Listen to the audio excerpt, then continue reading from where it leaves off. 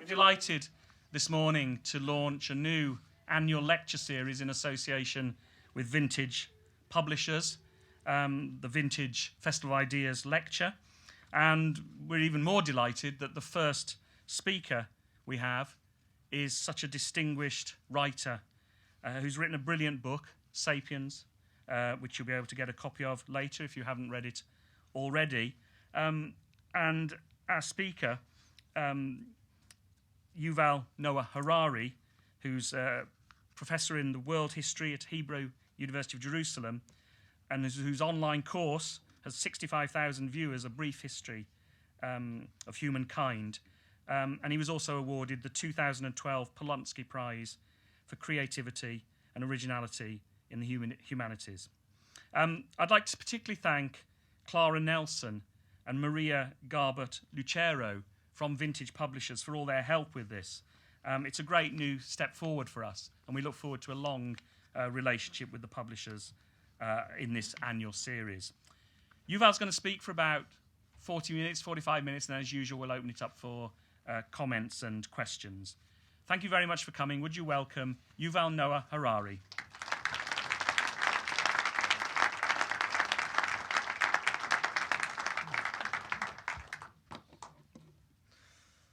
So, as Andrew said, I will be speaking for about 40-45 minutes, and I'll try to cover in this period of time the 70,000 years of history of our species, focusing on one particular question, which is whether history has any kind of direction.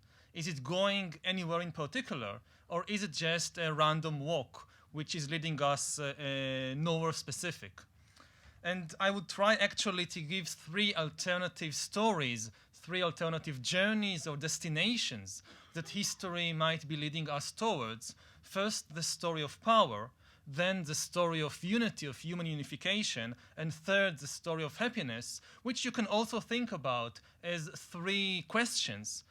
Whether humankind is becoming more powerful, whether humankind is becoming more unified, and whether humankind is becoming more happy as history goes along. Now, the first question is very easy to answer. Humankind is certainly becoming more and more powerful as history unfolds. If you think about the 70,000 years trajectory of human history since the Stone Age and until the Silicon Age, so it's very obvious that with the passing of the centuries and the millennia, we are becoming more powerful. Now, if you look at history from the vantage point of a few decades, sometimes you might get the impression that this trend is not so obvious, that history sometimes goes in reverse in this direction. If, for example, you lived during the time of the fall of the Roman Empire, you might easily get the impression that humankind is becoming less powerful, that knowledge is being lost, cities are destroyed, trade networks are interrupted, and humankind is becoming weaker than it was in the past. But if you go to a vantage point, say, of a spy satellite, some cosmic spy satellite that visits Earth every 1,000 years to take stock of what has been happening, then from such a vantage point, it's very obvious that every 1,000 years, it will find humans much more powerful than previously. To give you just perhaps a few statistics to illustrate this trajectory of power, back in the Stone Age, the energy consumption of the average person was about 4,000 kilocalories of energy every day. Not only for food, but also for the fireplace, for the production of tools, of clothing, of entertainment. Each person lived on 4,000 kilocalories per day. Today, in contrast, energy consumption on average per person in the United States is about 230,000 kilocalories. This is, again, not just for food, of course, but also for the car, for the refrigerator, for the air conditioner, for the computer, for the cell phone, everything put together, about 230,000 kilocalories. That's 60 times more energy per person per day. So it's very obvious that at least from this perspective of energy consumption and the resources at our disposal, we are maybe 60 times more powerful than in the Stone Age on average. To give another another number to illustrate to what extent we have become the most powerful force on the planet. If you think about the population of planet Earth, then 70,000 years ago, you would find that there are less than 1 million humans altogether. This was the entire human population of planet Earth 70,000 years ago, about 1 million individuals. And their impact on the ecosystem was very, very small. We were just another type of relatively insignificant animal. Their impact on the ecosystem of our ancestors was not bigger than that of jellyfish or woodpeckers or bumblebees or any other kind of animal. Today, in contrast, if you make a census of the population of the planet, and to make things easy, let's focus on the big animals. Let's say animals that weigh at least a few kilograms and above that, say from penguin upwards. Let's count all the animals from penguin upwards on the face of the Earth. So first of all, you have not 1 million humans, you have more than 7 billion humans. If you take all of us together and put us on a very large scale, you will find that we weigh about 300 million tons. There is 300 million tons of humanity on the planet. In addition, there are all the domesticated farm animals that we have enslaved to our own needs and whose lives are completely controlled by humans. If you take these animals, all the pigs and cows and chickens and so forth, and place them on a big scale, you will find that they weigh about 700 million tons. So together it's 1,000 million tons of humans and their domesticated farm animals. In contrast, if you now take all the other wild animals on the planet, all the lions and elephants and gorillas and chimpanzees, all the alligators and whales and dolphins and tuna fish, everything put together on the scale, it's less than 100 million tons. Less than 10% of the biomass of big animals on the planet are wild animals. To give a few more numbers, if you think, for example, how many wild wolves are there in the world, then the number is about 200,000 wolves all over the world. How many domesticated dogs are there in the world? About 500 million domesticated dogs. If you think about birds, so how many penguins are there in the world? About 50 million penguins. Altogether, all species of penguins together, 50 million. How many domesticated chickens are there in the world? It's hard to count because we keep raising them and killing them and so forth, but it's between 20 and 50 billion chickens on the planet. In Europe, they just, I think, 4 or 5 years ago, made a census of all the birds. All the different species of birds in Europe, from eagles to sparrows, they reached 1.6 billion birds in Europe.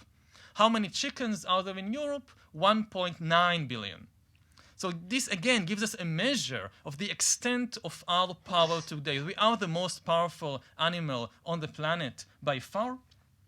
We have basically, if you think about the trajectory of history over 70,000 years since the time we left East Africa until today, then this trajectory leads us from being apes, insignificant apes minding their own business in East Africa, to being virtual gods. We are in the process of upgrading humans into gods, and this is not meant as a metaphor. This is meant literally. We are now in the 21st century acquiring abilities which were traditionally thought to be divine abilities. If you think about, say, the Bible, the book of Genesis, so in the first chapter of the book of Genesis, God creates animals and plants and humans according to his wishes. Now humans are gaining the technology to start creating and recreating and engineering plants and animals and humans according to their wishes. So humans are really becoming gods. We are seeing now, again, a measurement of our power, the first transformation in 4 billion years of life on Earth, the first real transformation in the basic rules of the game of life. For 4 billion years, life evolved according to the principles of natural selection. whether you were an amoeba or a dinosaur or an elephant or a whale or a tree or whatever, you evolved according to the laws of natural selection. Nothing changed in this respect for 4 billion years until humans now are changing the basic rules of the game, replacing as the principle of the evolution of life, that we are replacing natural selection with intelligent design. Not the intelligent design of some supernatural being above the clouds, but our intelligent design is becoming the principal force of evolution. So this is one story, or one way of looking at history. History is the story of the empowerment of humankind, and this is very obvious that it's really happening, that the trajectory of history is from being weak, humans being weak, to humans being powerful. A second story we can tell that encapsulates the whole of human history and gives it a clear direction is unity. History is the story of the unification of humankind. In the Stone Age, humans were divided into innumerable tribes, separate small tribes, which were relatively isolated from one another, had very little contact with one another. Each tribe had its own economy, its own politics, its own religion, its own language, its own culture. People who lived in Australia had absolutely no contact and no impact on people living in North America or Europe or Southern Africa. Earth, from this perspective, was not a single planet, it was more a galaxy of separate, isolated human planets. And again, if you have this cosmic spy satellite coming every 1,000 years to see what's new, then every 1,000 years, this spy satellite will notice that there are fewer and fewer separate human worlds on planet Earth. These human worlds are merging with the expansion of trade networks, of religions, of empires, until in the modern age, all the worlds have been merged to form a single space, a single economic, political, and cultural network. Today, the world is a global village. Maybe not everybody have exactly the same beliefs, the same thoughts, the same values, but everybody on Earth are connected to one another. And even when you think about not just economic connection or political connection, even when you think about the way that people understand the world, their worldview, how they understand the economy, how they understand nature, it is true to say that now there is much more unity in the world than ever before. We still tend to think in terms of different cultures, of different civilizations, of different religions, but this is far less true than at any previous time in history. Today, most people around the world share the same basic outlook on politics, on economics, and even on nature. If you go all over the world, in most places, you would find the same political ideals and ideas. You would find people believing in the sovereignty of the nation state, of the state. You would find people believing in the rule of law, in rights. There are arguments, of course, but the arguments are couched in similar terms. It's the same thing you find in the economic sphere, where capitalist ideas are today dominant in most of the world, not all of the world, but in most of the world. But it's most obvious in the way people understand and think about and interpret nature, that now almost all civilizations, all countries share the same basic outlook. If, for example, 1,000 years ago, you were sick and you went to the local wise person, the local doctor, to find out what's wrong with me and what I should do about it, then you would get very different answers depending on your location in the world. If, say, you lived in England 1,000 years ago and you had some medical problem and you go to the local wise person, the priest, and asks, what's wrong with me, what I should do, then the priest might tell you, look, you made God angry. So he sent this demon to punish you, sent this disease to punish you. So you should repent, and you should pray, and you should donate such and such an amount of money to the church, and it will make you better. If you went a few hundred kilometers to the east, say to Russia or to the Middle East, you will get a very different answer, because people had a very different conception of what the human body is, of what diseases are, of how to cure diseases. Again, if you went more kilometers to the east, you come to India, or you come to China, you come to Japan, you come to Australia, everywhere you get very different answers, very different ideas about what the universe is, what the human body is, what is a disease, and how to cure diseases. Today, in contrast, if you have some problem and you go to a hospital in Bristol, or you go to a hospital in Tel Aviv, or in Tehran, or in Tokyo, or in Toronto, you would basically get exactly the same answers. You'll meet people who work in a similar establishment, who have similar theories about biology, about the human body, about germs, about parasites, about antibiotics, about diseases. You would get the same treatment using the same medicines produced by the same international drug companies. So there are still some differences, of course, between Chinese medicine and European medicine, but they are far, far smaller than ever before. Just as today almost all people share the same basic view of biology, we also share the same basic view of physics. Again, 1,000 years ago, in different places around the world, people had very different ideas about the stuff of reality. What is matter? What is energy? What are bodies constructed from? You had hundreds of different theories in different civilizations, religions, philosophies, and so forth.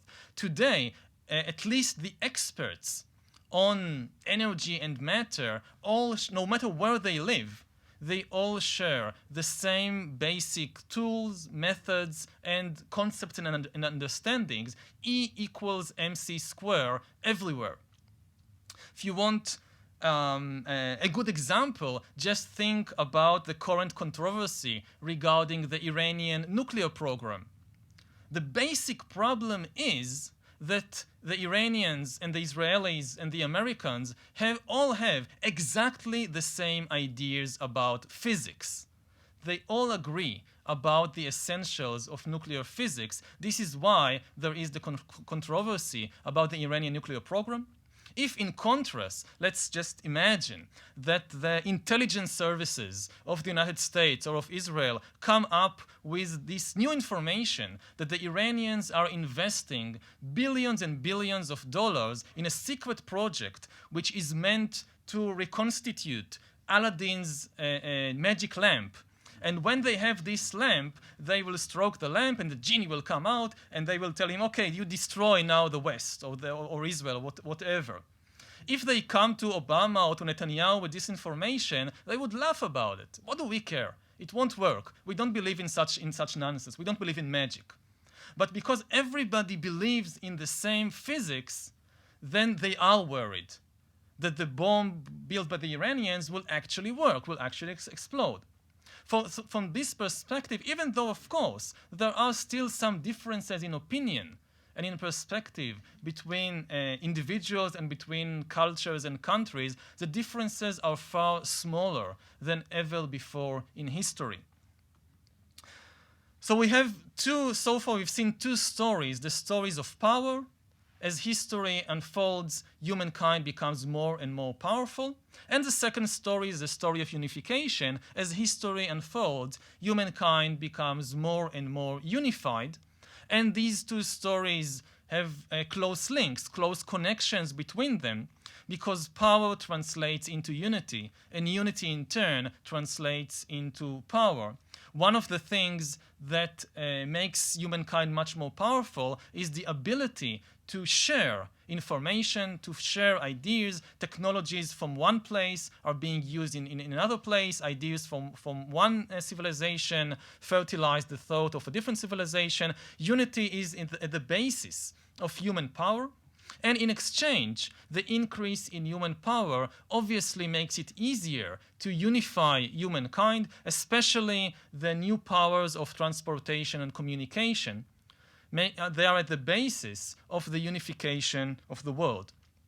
So these are two relatively simple stories, simple in the sense that if you give it a little thought, it's obvious that as history unfolds over 70,000 years since we left East Africa, yes, there are some speed bumps on the way, but overall it's obvious that humankind is becoming more powerful and is becoming more unified as time goes along. And when we look to the future, it's quite obvious that we are going in the direction of a single community of gods, if you want. A single humanity, unified and enjoying, or maybe not enjoying, but at least possessing divine powers of creation and destruction. The third story is much more complicated and therefore also much more interesting, and I think also much more important. This is the story of happiness. The big question, at least for me, when I look at the trajectory of history, then okay, we are becoming more powerful and we are becoming more unified, but is the world a better place? Is there less suffering in the world? Are people, and maybe other animals too, are they more happy than they were back in the Stone Age? And here things are far, far less clear. If we go back to these statistics, so yes, the average American today uses 60 times more energy than his or her ancient ancestor back in the Stone Age 20, 30, 40,000 years ago. But is the average American 60 times more happy than the hunter-gatherer 30, 40,000 years ago? And it's quite obvious that the answer is no. Maybe he or she are a bit more happy, but 60 times more happy, no way. It doesn't make sense. There is a common conception sometimes when people think about the trajectory of history, sometimes they do have this conception or misconception of history as the march of progress, and the idea that yes, as we become more powerful, we must also become more happy because we use all this power to solve problems, to overcome difficulties, to realize dreams. So quite obviously, if we have more power, then we should also be happier than before.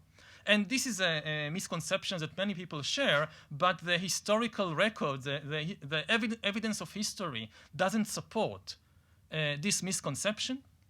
There is no, at least until the year, let's say 1800, there is absolutely no objective evidence. No matter how you define happiness, there is no evidence that the condition of the average person becomes better. Maybe the condition of, I don't know, kings and emperors is better, but the condition of the average person, think in terms, let's say in 1800, think in terms of your typical Chinese peasant in 1800, or your typical Welsh coal miner in 1800. If you think about his or her life, his or her daily life, it's in no way better than life 20 or 30 or 40,000 years previously.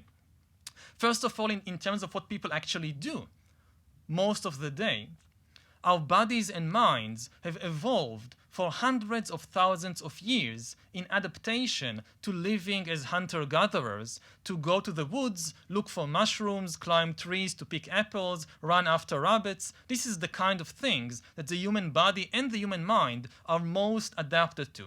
This is not the kind of things that Chinese peasants in 1800 or Welsh coal miners are spending their days doing. What they are actually doing is far harder to the body, and it's also far more boring to the mind. Even today, if you think about what most people are doing in their daily jobs, I think it's not so difficult to agree that it's more boring than going to the woods to look for mushrooms. So in terms of what people are doing, their jobs become harder. The nutrition that they get in return actually became worse. Hunter-gatherers subsisted by eating dozens of different kinds of plants and animals and mushrooms and berries and nuts and whatever. So they got a very balanced diet, full of all the vitamins and minerals and so forth that they needed.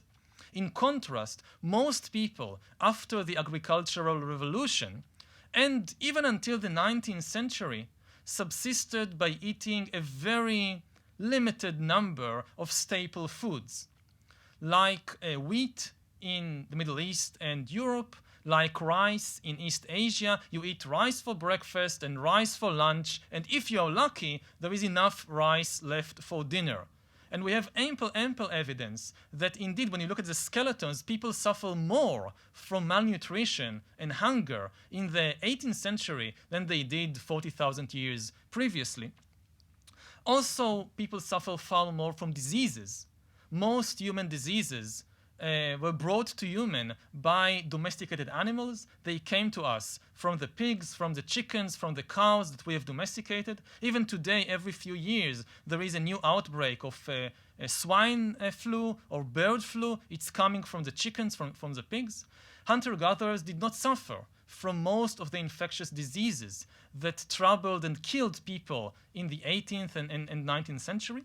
And finally, you have to consider what's happening on the social level, that people suffered far more from social gaps, social hierarchies, and exploitation in the 18th and 19th century than 20,000 years previously. Before agriculture, you could not, there were no opportunity for creating huge social and political gaps between different groups of people. So if you think in terms of 70,000 years until 1800 or 1850, it's quite obvious that there is no correlation between human power and human happiness. By 1800, humankind is already far, far more powerful on the collective level than it was in the Stone Age, but on the individual level, humans are apparently not much better, or maybe even much worse, than they were at the beginning. Over the last 200 years, for the first time in history, we finally see some real improvements in certain crucial areas of the human condition. Above all, we see the unprecedented decline, not a disappearance, but a huge decline in the incidence of famines, plagues, and wars. Today in the world, more people die from eating too much than from eating too little. More people die from old age diseases than from infectious diseases and childhood diseases and plagues. And more people kill themselves each year than the number of people killed on purpose by other people as part of a war or of some criminal activity. Now, these are all excellent news. What I've just said, that more people die from eating too much than eating too little, more people die from old age diseases and infectious diseases, and more people kill themselves than are being killed by soldiers and criminals and terrorists. So in this respect, over the last 200 years, there has been huge achievements for humankind. But at the same time, we also see some very serious problems, also unprecedented problems. To name just two of them, because I don't have a lot of time, we see over the last 200 years the decline and collapse of family structures and intimate communities. For hundreds of thousands of years, humans lived as part of intimate communities and extended families, and much of their well-being and subjective well-being, much of their happiness, depended on the quality of their relationships, of their social relationships. Over the last 200 years, we saw the decline and sometimes the collapse of family structures and intimate communities, especially in the most developed and most powerful societies, where the state and the market took upon themselves to fulfill most of the practical needs of humans, which were previously fulfilled by families and communities. In the Middle Ages or in the Stone Age, you couldn't survive without good family relations and a good community to support you. You didn't necessarily love everybody, but you needed them because you couldn't survive without them. In the modern world of today, thanks to the state and the market, you can survive without any family, without any friends, without any community. You won't necessarily be very happy, but you will survive. Everything you need for your survival, not only in terms of food, but also in terms of work, of education, protection, and so forth, it's all provided for by this huge alienated system of the state and the market. Again, this is very good news, except that it has led to the collapse, in many cases, of families and communities, which probably had a very negative impact on human well-being, on the psychological level. A second phenomenon which we are seeing, and we are seeing accelerating, is the loss of attention. For most of history, especially in the Stone Age, you had to live in the present moment in order to survive. You are extremely attentive to every sound, to every smell, to everything you saw and heard and felt, because without it, you couldn't survive on the savannah or in the jungle or wherever you lived. If you missed the snake in the bush, you were dead. So you had to live in the present moment and to be extremely aware of all the sensations and everything that was happening around you. Over the last 200 years, there is an accelerating process that humans are, especially again in the most developed societies, are losing the connection to their bodies, to their sensations, to the here and now, because they don't need it. In contrast, the system, the economic system, the political system, always demands that they will be elsewhere at some other point, at some other time. We are less and less aware of what's happening here and now, and we are more and more aware of what is happening somewhere else, some other time. We are connected through all these devices, and this makes people much more distracted than they ever were before. We are losing the most basic ability, perhaps, of paying attention. So today we have much more food than at any previous time in history. We can go to the supermarket and we can choose between 1,000 different dishes. What do I want to eat today? Japanese sushi or Italian pizza or whatever. But no matter what I eat, chances are I'm not really paying attention to it because I'm watching television or I'm playing with the computer or I'm checking my messages. So in terms of even the basic enjoyment of food, it's likely that a peasant in the Middle Ages enjoyed his hard piece of bread more than we enjoy the the products that the supermarkets are selling us.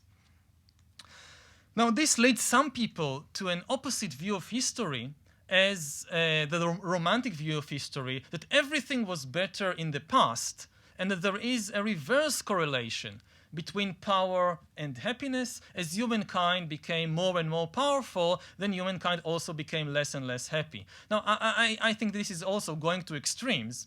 There is clear evidence that at least in some respects, power can be translated to a better life, to a happier life. For instance, over the last century, child mortality, global child mortality, dropped from about 33% to less than 5% in the entire world and less than 1% in the developed world. Now, I think it's quite obvious that the greater rate of survival of these children contributed a lot, not only to their own personal happiness, but also to the happiness of their parents and siblings and friends and community members. So the romantic view of history is running to the other extreme. What is more common today among many scientists in different disciplines is to think about history in these terms of, yes, power is growing exponentially, but happiness is stuck by some glass ceiling. Many scholars call it the hedonic treadmill, like these devices where the mouse runs inside and runs and runs and runs and runs and reaches nowhere. So this is the same with humankind. We are becoming more and more and more powerful. It doesn't necessarily make us more miserable, but we have a great difficulty in translating all this power into greater well-being, into a better world, into a happier life. Why? Scholars, scientists have come up with several explanations which don't contradict each other, that they complement one another. There are 2 or 3 major explanations. The first is on the psychological level, and it points out that that the well-being, the happiness of people depends on their expectations more than on their actual conditions. It doesn't matter so much what conditions of life you have. It matters far more what do you expect and whether your expectations are fulfilled. If you expect a little and get everything you want, you're happy, you're satisfied. If you expect a lot and you get some of it, but not everything, then you can be much more dissatisfied, much more miserable. And the big problem in terms of the trajectory of history over time, over long periods, is that human expectations tend to adapt to conditions. They don't stay the same. When conditions improve, humans don't become satisfied, they simply want more. Their expectations balloon. And we have a lot of examples for how this is happening. If you think, for example, about the revolution in Egypt in 2011, 4 years ago. If you examine the living conditions of the average Egyptian in Alexandria or Cairo under the regime of Hosni Mubarak, then from many perspectives, life was never so good in Egypt as under Hosni Mubarak. Your chances of dying from starvation, your chances of dying from plague, your chances of dying from war, your chances of being kidnapped by slave traders and sold to slavery were much smaller under Hosni Mubarak than under Cleopatra or under the Ottomans or under the British rule or under any previous regime in Egyptian history, at least after the agricultural revolution. You would have expected Egyptians to go to the streets and dance from joy, thanking Allah that he sent them this wonderful ruler, Hosni Mubarak. But instead, they went to the street in anger and toppled Mubarak because they were not satisfied. Why weren't they satisfied? Because they were comparing their lives not to the lives of their ancestors under Ramses II or Cleopatra. They were comparing their lives to what they were seeing on television, to the lives of people in Europe, in Dubai, in America. And compared to that, life didn't seem so good in Cairo or Alexandria. Another example that has been researched extensively by scholars is the way that we think about our bodies. One of the things, the most important things that determines our well-being or satisfaction is how satisfied are we with our body and with the way we look. Now, there are good reasons to think that people today are not only more healthy than in any previous time in history, they are also more beautiful than in any previous time in history because they are free from a lot of disfiguring ailments that were very common in previous eras. So people today should have been more satisfied with their body, have a better body image than in any previous time in history. But as I think many of us know, people today actually have a worse body image than in any previous time in history. People are less satisfied with the way they look than was the case in the 18th century or in the Middle Ages or in the ancient world. Why is that? Again, because of the changing expectations. 5,000 years ago, if I lived in some small village, then I compared myself to the 50 other men in the village. And compared to them, I looked quite okay. But now, I need to compare myself. You have the media and the movie industry and the advertisement industry, and they handpick the 50 most gorgeous people on the planet and then constantly parade them in front of my eyes and in front of your eyes as the standard of human beauty. And when I open the television, everybody's so beautiful that I feel, okay, this is how people look like. And compared to the people on television, I'm less satisfied with the way that I look. So this is another example of this trick of expectation. Third example, again, when you think about people in the Middle Ages, then one of the things that horrifies, for instance, my students when I tell them about the Middle Ages is that people, at least in Europe, hardly ever showered or changed their clothes. You can live for months, for years, without ever taking a shower. Now, this sounds horrible not only to me, but to everybody around me also, okay, so to feel so dirty and to have everybody around me so dirty and smelling so terribly, life must have been terrible for our ancestors in the Middle Ages. But as far as we know, from the literature, from the surviving records, people didn't mind. People were not dissatisfied with the fact that neither them nor their neighbors and family members ever took a shower. And it's only modern people that, because we got used to taking a shower every day or every few days, then now we can't live without it. We think about it as a very basic expectation. And it shouldn't surprise us, this situation, because if you think about our closest cousins in nature, there's the chimpanzees. Chimpanzees never shower, and it doesn't seem to bother them at all. And similarly, even closer to home, some of you may have pets in your houses, cats, dogs. So I know that some people do take their dog to the shower. But in general, the dogs don't shower as often as we do, and it doesn't bother us. We still pet them, we even kiss them, we hug them. But we wouldn't do it to another human, because our expectations of humans have changed compared to our expectations of our dogs or of the chimpanzees. So this is one explanation for why power doesn't translate into happiness. A second explanation is that it comes from the field of biology and biochemistry. The argument here, which is now very, very popular in many areas of science, is that what really determines, what really controls all humans' emotions and moods and also their happiness or dissatisfaction is not what is happening in the outside world. It's not politics, it's not the economy, it's not society, it's only their internal biochemical system. The only thing, from this perspective, the only thing that makes people happy are pleasant sensations in their own bodies, and the only thing that makes them dissatisfied and miserable are unpleasant sensations. You think that you react to what is happening in the outside world, the election, the economic crisis, the social problems, but you always react to one thing and one thing only, which is the sensations that you feel in your body and which are regulated by your internal biochemical system. And this internal biochemical system has evolved not in order to make you happy, but in order to ensure survival and reproduction.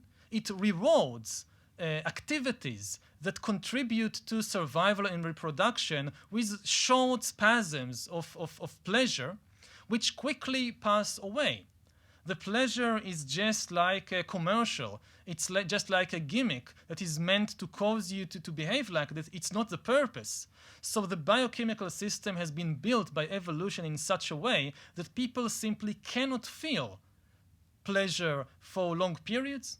If you think about, say, squirrels, which are regulated by the same kind of systems, if by some chance mutation, evolution had created a squirrel that when he eats a single nut, he has a flow of very pleasant sensation which never stops. That's it. You eat a single nut and you're covered for life. From now onwards, only pleasant sensations. What will happen to this squirrel? He would live a very happy and very short life and will not leave his defective genes to the next generation, because he wouldn't bother about such things like eating, running away from predators, copulating, and raising kids, and so forth. So it's the same with humans. Evolution, like the squirrels, it also shaped us in such a way that no matter what nuts we obtain, a lot of money, a nice house, a car, even a good relationship, we are never satisfied with it. Yes, there is a rush of pleasant sensations, but it disappears. And we look for the next nut, for the next thing. From this perspective, from the biochemical perspective, history changes nothing. Nothing that happened in 70,000 years of history really changed these internal biochemical systems. So there is no reason to expect that something like the French Revolution would make any real impact on human happiness levels. Yes, the revolutionaries thought that if we execute the king, and if we distribute the lands from the aristocrats to the masses and declare the rights of men and so forth, this will make people happy. They didn't realize that what controls happiness are these genes and the internal biochemical system, and no matter what you do on the outside world, it doesn't make a difference. So this is the biochemical view of history, that for 70,000 years, human power has been growing, but human happiness has not been growing because nothing fundamental changed with human biochemistry or human genetics. And this leads many scientists to believe in this particular version of the story, to say, okay, now that we've finally realized it, we can stop worrying about all these minor issues of economic reforms and social conflicts and wars and politics, and so it doesn't matter. The only thing we should really focus on is manipulating our internal biochemical system. If we want to be happier, this is the only thing that will work. And this is indeed what more and more areas of science and medicine are focusing on, to decipher the internal biochemical systems of the human body, of the human brain, in order to manipulate them better. And this will, according to them, for the first time in history, manage to raise human happiness in a significant way. Would this brave new world actually work? It's hard to say. What we should bear in mind, and I will end with this thought, is that on the deepest level of the human mind, the reaction of humans to pleasure is never satisfaction, but it is actually craving for more. No matter what humans achieve, even the heights of pleasure, it doesn't cause them to be I'm satisfied. No, the reaction when you feel this wave of pleasure is, I want more of that. And this is, on the one hand, what has been driving history forward for thousands of years, that no matter what humans have achieved, immediately they achieved it, they don't, oh, now I'm satisfied. No, what they react is, I want more. So this explains this trajectory of human empowerment, that I want more and more.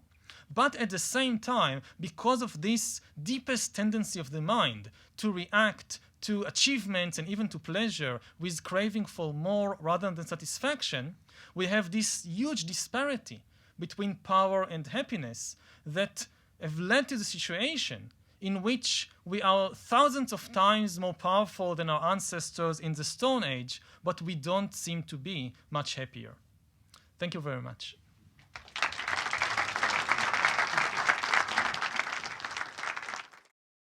I read a book a quote in a book by the philosopher John Gray a few years ago, and the quote was that progress was a series of Pyrrhic victories against nature.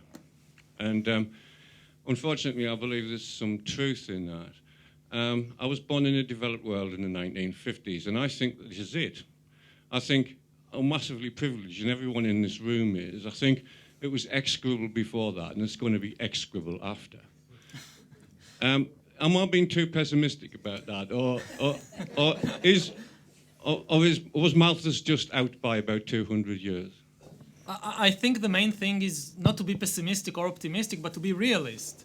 From a realist perspective, what you see in the world is complicated. We are now witnessing some wonderful developments, and at the same time, some terrible developments. On the one hand, if you think about not only in terms of technology or overcoming diseases, but even what's happening in the field of international relations and violence and war. Despite all the wars in the headlines, and I come from the Middle East, so I know that there are still wars in the world, at present we are enjoying more peace than ever before in human history, and with a very big gap. And so it's not just that we are becoming more powerful. In some areas, we are even able to translate this growing power into better relations and a better world. So it's not all going downhill.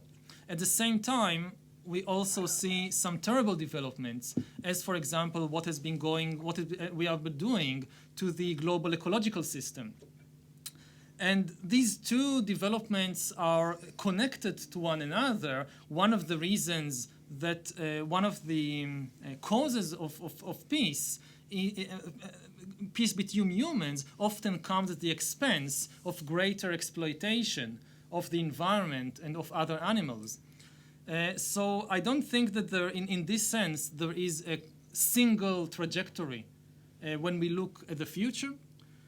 We might be standing at the gates of paradise or of hell, and we might have little of both at the same time. I'm looking at your curve of power and happiness going along like this, and I feel that the curve of power is keeping the happiness line up.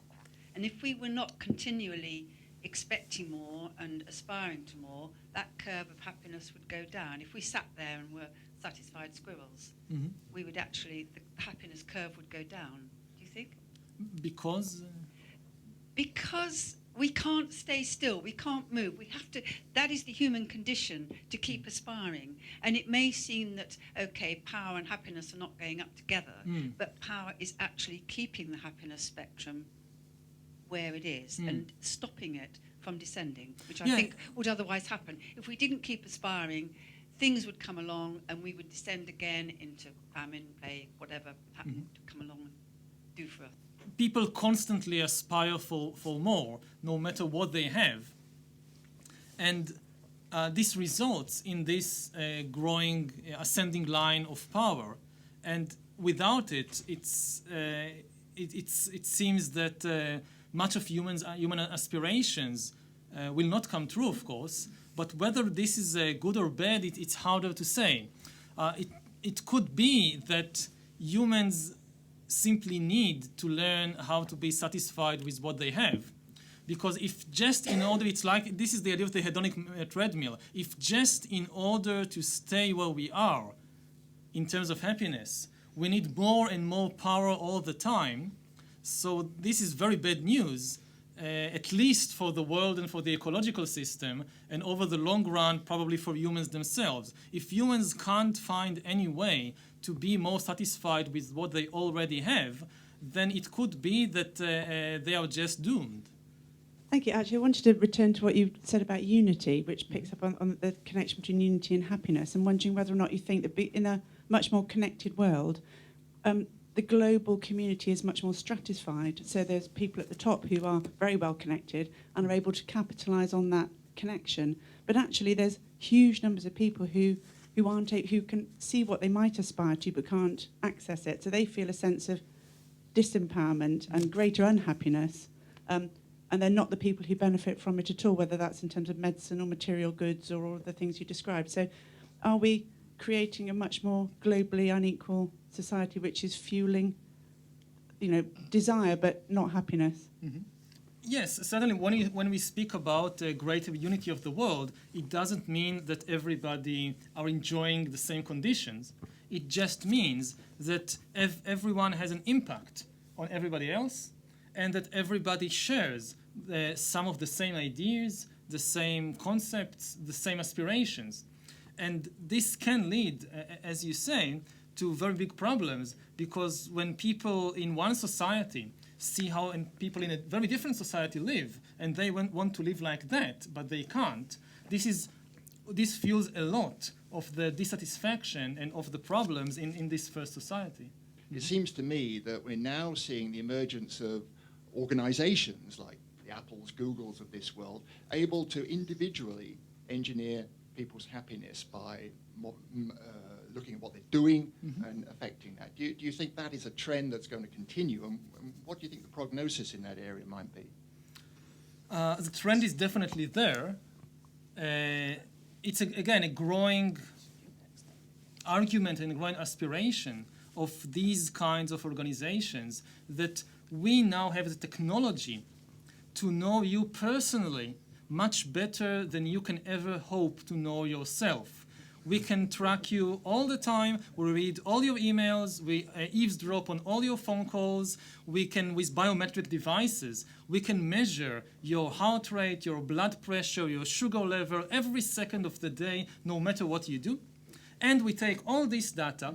We also have huge statistical databases about millions of other people and other relationships and other activities. And when we take these two together, we can tell you how to live in a way that will maximize your happiness much better than you can ever tell yourself. And it's starting to happen like with books. Like I want to read a book, to buy a new book, so I go online. Amazon tells me, look, I know you better than you know yourself. I'm telling you that you will enjoy this book much more than that book. And they now have, you know, like when you read the book, if it's, at least if it's in electronic format, the book reads you while you are reading it. And the book understands you better than you understand the book. Like the book knows when you stopped reading it. The book knows which pages you took a long time to read and which pages you took a short time to read. The book, maybe in like 5-10 years when they connect it to biometric devices, the book could know when you laughed, when you cried, when you were excited. Taking this information together, not only they can recommend which book to read, they can write the perfect book for you that presses your emotional button in a way it will be, you know, like custom designed only for you.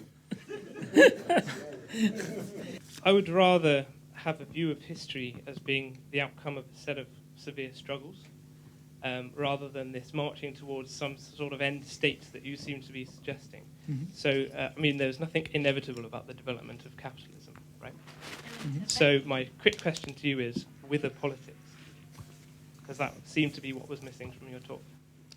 Yes, because I was talking on like the highest level of analysis. When you speak about the unification of the world, you could get different types of unities. You can have a world united by a capitalist system, you can have a world united by a communist system, by a fascist system, and so forth. Which system, which exact kind of system it will be, this depends, this is not deterministic, at least as far as I can understand. There is a lot of chance and randomness involved in this level of analysis. If you look at the history of the last 100 years, we like to think that the victory of capitalism and democracy and liberalism was inevitable. There was no way that fascism or communism could have won. But as far as I understand, this is not true. With a different constellation of events, with different choices made by people, parties, countries, there could have been equally likely scenarios in which the world would have been united under a communist system or a fascist system.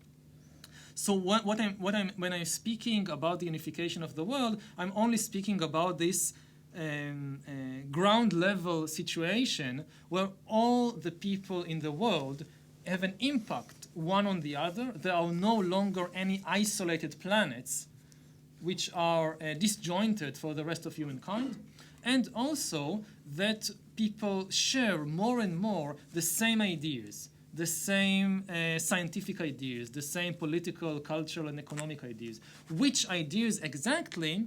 Here you have a lot of room for chance and for historical struggles. When we give lectures or we listen lectures, we need to kind of analyze in different pieces. So you analyze the power, happiness, and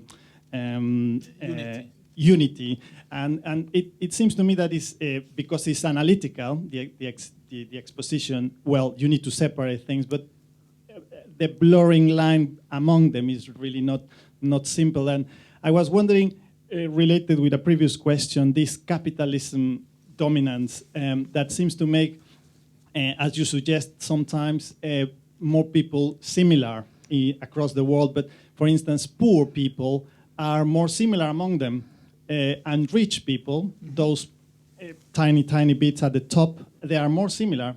They kind of bump each other in restaurants in Paris or in New York, and they can talk of the same things. But they don't talk the same things of the miserable and the poor. So I wonder if you can give an answer to the question that is suggested in the advertisement of the talk is this: does this have a plan, or is just a random walk? Again, the general trajectory that humankind is going towards more power and greater unification, this is not random.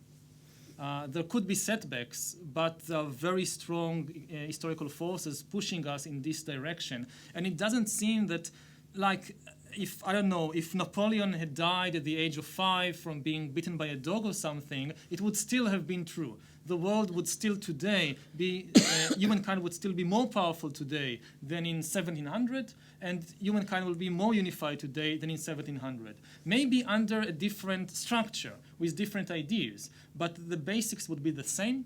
Now, with regard to the question, if I understood it correctly, that yes, maybe everybody share a part of the capitalist system, but they don't have an equal position within it, then yes, this is obviously true. The poor people and the rich people are very different in the way that they live, but they all have an impact on one another, and also they all share some basic insights, the basic insights of capitalism and consumerism.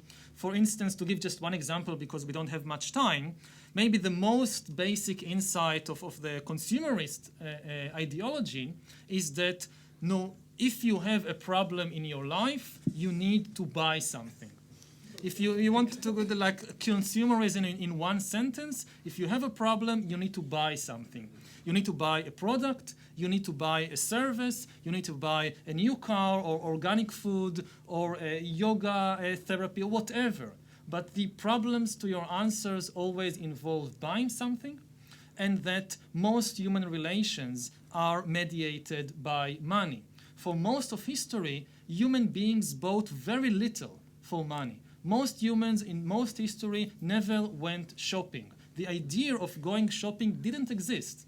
If you lived in a small village, say near Bristol in the Middle Ages, almost everything you needed to survive, you either produced it yourself or you exchange it with your neighbors and with your friends and family members. You bought with money very few things.